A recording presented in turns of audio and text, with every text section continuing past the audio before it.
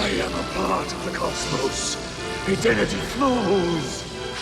What's up, He-Man fans? There's no denial to the fact that y'all are clearly excited for the new movie, especially the new He-Man fans. I just bought a new action figure of He-Man because the recently released film evoked a bittersweet feeling of nostalgia for me. Anyway, before I start overreacting to the new Masters of the Universe film, if you're someone who's discovered the world of the Masters of the Universe through the toys, cartoons, or VHS tapes, because I'm pretty sure that you did take your kids to the theater just so that you could make them as big of a fan of MOTU as you are, you might be aware of the live-action film released in 1987. Of course, it was also called He-Man and the Masters of the Universe, and ended with a strange little promise. To give a small recap of it, the film suddenly pulls one last trick, shortly after He-Man, like always, emerges victorious, culminating in a wrap-up of the Earth story and also the film's credits. However, what's fascinating is the one last trick in question turned out to be more of a loose end. Now, I don't think calling it a loose end would be that justifiable. In fact, it was a fossil from a planned franchise that died before it could evolve. And this is why we're all going to explore this cliffhanger in today's video.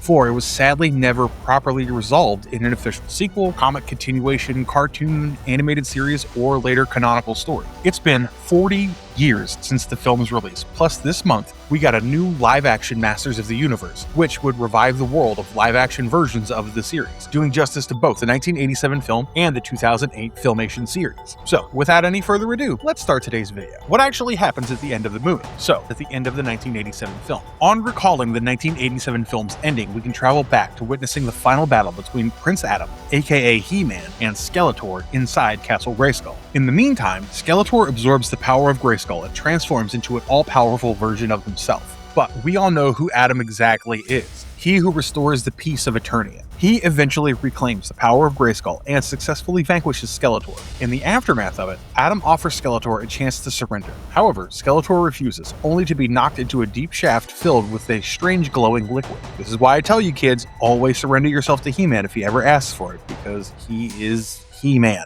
So yes, the hero survives, the sorceress is restored, Eternia is free, plus the cosmic key allows Julie and Kevin, the two Earthlings who were captured, to return home. But then comes the post-credit gag, which makes us beg this question. Is Skeletor coming back? Indeed, yes. Within the story itself, Skeletor is defeated, but then again, Skeletor appears alive and furious, much to our shock.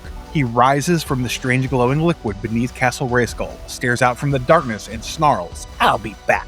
The scene is pretty brief in nature, no doubt, but it changes the entire feeling of the ending. Without it, the movie looks like a self-contained fantasy adventure where evil has been defeated. But with it, the film becomes something else, because the cliffhanger is what makes it the first chapter of a larger live-action saga in the building. Today, that kind of stinger feels supernatural, thanks to all the superhero movies that have trained audiences to sit through the credits. But in 1987, this was a much rarer move from Canon Films' part, because it was much more than a blunt franchise promise, which sadly stayed unfulfilled. So, did Skeletor ever come back? Of course he did. Skeletor always comes back. But the specific version of Skeletor played by Frank Langella in the 1987 movie, by whom I mean the one who fell into the pit and emerged after the credits vowing that he'd come back, he never received a true official follow-up. Was this scene supposed to set up a sequel? Almost certainly, yeah. Canon Films, the production studio, which had backed the 1987 Masters of the Universe film, hadn't planned to make this as a one-off art project. Not at all. In fact, it was meant to launch a full-fledged live-action franchise, indeed based on one of the biggest toy lines of the decade, marketed under Mattel, which also boasts a very well-known animated series based on the same. And by the time the movie was being promoted, Canon had already been active in planning about the potential sequels that could expand the lore. They'd already announced a follow-up called Masters of the Universe 2. And that's why the post-credit scene matters, because it wasn't some random extra beat, but an elite pull on Canon's behalf, considering that it was the late 1980s. Imagine a film making you revel in the protagonist's victory only to later inform you that it was transient. Of course, by teasing Skeletor's survival, which keeps the villain in play. And in 1987, it was clearly one of the first films that left the door open like this. Unfortunately, the door slammed shut very quickly, and why wouldn't it? The first film underperformed at the box office. Blame it on the bad timing. Probably it was because the original He-Man toy line had already peaked, which was why the hype it generated during the early 80s kind of cooled down by the time the movie hit the theaters. Besides, the studio itself was dealing with financial instability, which is why even if the sequel film was already in its developmental stage, the circumstances around the studio, along with the licensing problems and the disappointing performance of the first film, killed it before it could even take the shape of a real motion piece. And these were the first major reasons behind why why the cliffhanger has stayed unresolved forever. Because the project that was positioned to soothe fans' anxiety just never happened. What was the canceled sequel going to be? The answer to this question is quite a bit complicated, because this is where things get messy, all thanks to pieces of information floating around related to what the sequel could possibly explore. Reports suggested that Albert Pyun was attached to direct the planned sequel. However, Dolph Lundgren was not expected to return as He-Man, which is why Laird Hamilton, a well-known big wave surfer, was linked to the role instead. I could kinda imagine He-Man toe surfing through the oceanic waves.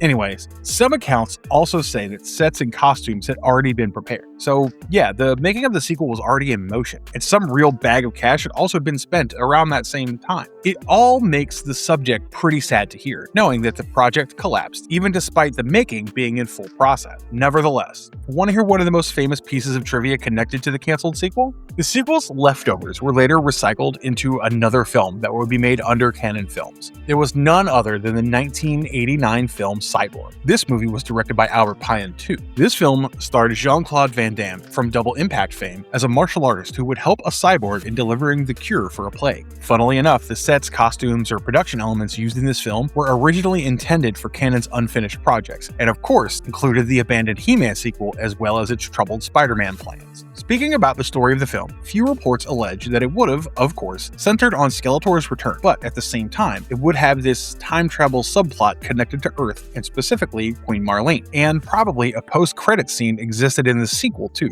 which teased a new evil scheme designed by Skeletor in order to undo He-Man's existence or alter the history of Eternos. Yet, despite all this information that we've gathered, we can't exactly claim that we got a clean official resolution to the 40-year-old cliffhanger. Keep in mind, all these are just assumptions or non-clarified sources of information, and at best, this information can only tell us what the filmmakers or studio had been considering. Otherwise, we can never treat a canceled script idea the way we do a published comic, an officially released episode, or a completed sequel. We still won't be able to know if Skeletor actually came back. And if he did come back, what would he even do? Sadly, we have no idea to this. The Marvel/Star Comics adaptation continuing. Undoubtedly, the 1987 film did receive a comic book adaptation from Marvel's Star Comics imprint. Wait a second, you didn't know about this? Oh, okay, let me explain. This was actually a one-shot adaptation of the live-action movie, and it was released around the same time period as the film. So yeah, the comic book was more of a retelling of the movie from a comic book form, the only difference being that the characters look like the classic toy designs and not their screen appearances. This is an important distinction because casual fans sometimes assume that if a movie adaptation exists, there may be a follow-up issue somewhere, just like what happened to Brian De Palma's Scarface. Well, in this case, there's no official Masters of the Universe 1987 movie sequel comic that resolves the ending.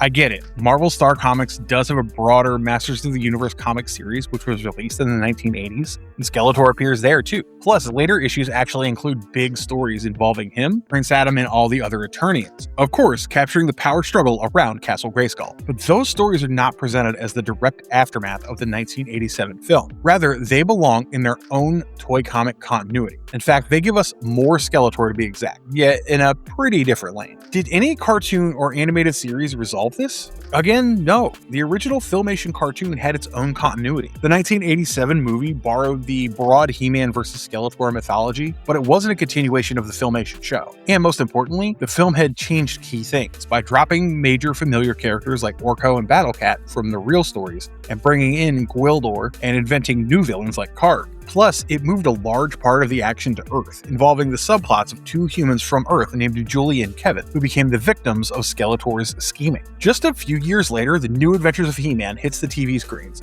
of course, as a major animated He-Man project. I mean, that series does bring He-Man and Skeletor back, but it does not continue the 1987 movie. Instead, we see He-Man being sent to a futuristic sci-fi setting on Primus, while Skeletor follows him and starts aligning with the evil mutants. Yeah, it is no doubt a continuation or reinvention, but it's built around a new toy era and definitely not a resolution to the live-action movie's post-credits scene. Now, talking about the 2002 He-Man and the Masters of the Universe reboot, it was again associated with creating a separate continuity for the toy line. Netflix's take on the animated series, again, was also not a direct follow-up to the 1987 film. It was instead a revisit into the mythology, and more like a legacy continuation. Undeniably, these films gave homage to the 1987 film, for they brought back Gwildor and even reused actors, references, lines, and ideas from that movie's era. But resolution? Not yet. So yeah, the cliffhanger of the 40-year-old He-Man film has not been resolved yet. and honestly, it still bothers many old fans of the Masters of the Universe. Well, a new addition to the world of MOTU has hit the movie theaters after many years, so it's best not to let our lingering thoughts about the 1987 film and give this movie the flowers it deserves before it's too late. So go watch it in nearby theaters because we're going to be bringing lots of wonderful videos for you, speaking about Skeletor's future plans, Trapjaw's anatomy, and so much more. In this video, we're targeting 1,000 likes. So if you enjoyed this video, of course, wholeheartedly, then don't forget to drop a like on this video and share it with your friends. Plus, we'd love to read your comments and theories, so don't forget to drop a penny for your thoughts in the comments section. And for more videos about He-Man and the Masters of the Universe, please subscribe to our channel and ring that bell icon so that you never miss any updates. We'll see you in the next video.